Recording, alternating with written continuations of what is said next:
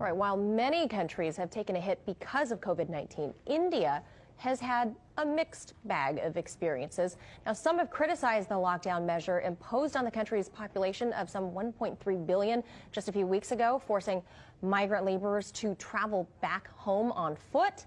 India has been reporting low numbers, though, which some say has to do with factors ranging from the climate to relatively little testing happening. But on Monday, a record high number of new cases were reported. Now, one Indian state looks like the mirror opposite of the rest of the country, and that is the southwestern state of Kerala, where the slogan "Break the Chain" has helped mobilize the population to flatten the curve. So joining us to discuss this important topic is historian and author Vijay Prashad. Vijay, thank you for being with us. So Kerala doesn't have nearly as many new cases per day compared to other Indian states. You wrote that it has much to do with its left-wing government and civil society organizations mobilizing the masses of volunteers to help make hand sanitizer and face coverings, cleaning public facilities, etc. Does it look like the Modi government may be willing to take a page from Kerala's example here? Well, nice to be with you. The first thing to say is that Kerala is a state of 35 million people, 17 million women. Of the 17 million women, 4.5 million of them are members of a cooperative called Kudumbushri.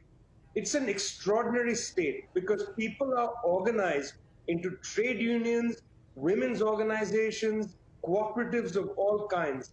And when the first news came from Wuhan of the possibility of some kind of virus, the health minister, K.K. Shalja, immediately went into action. You know, she is a science-based person, not a fantasy-based politician, and her science-based, evidence-based thinking led her to call upon public groups to act, very swiftly. The state went into action, public groups went into action, they built sinks at bus stations, they created hand sanitizer, they made masks, a variety of things. A combination of swift state action and an amazing public kind of awareness really helped keep, the number of infections low, the number of people who died very low.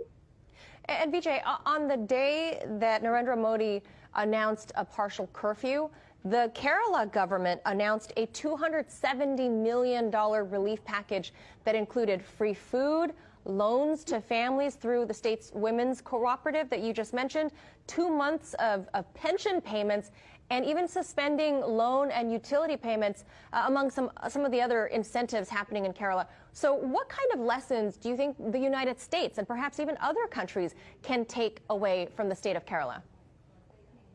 Frankly, I don't want to beat around the bush here. The government of Kerala is a communist government, and their principal priority was the well-being of the people. So whereas the government of India very callously, with no notice, essentially told millions of migrant workers, walk home. You are daily breadwinners. We don't really have any policy for you. We're not going to do anything on your behalf. That was the attitude of the Indian government. The government of Kerala, left-wing government, had a completely different attitude. The principal issue was, how do we care for people?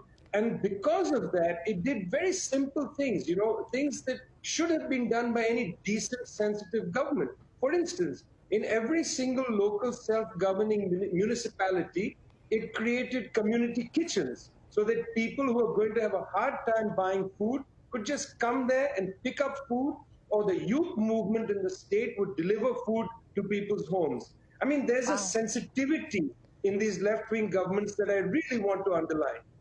Yeah, it sounds like they really care about each other as neighbors there, the way people should be, the humanitarian angle of this. And lastly, Vijay, how would you compare Kerala's experience to this pandemic versus the rest of the country, where Modi's government has issued, very harsh lockdowns and has done, what people would criticize as very limited measures in curbing the outbreak?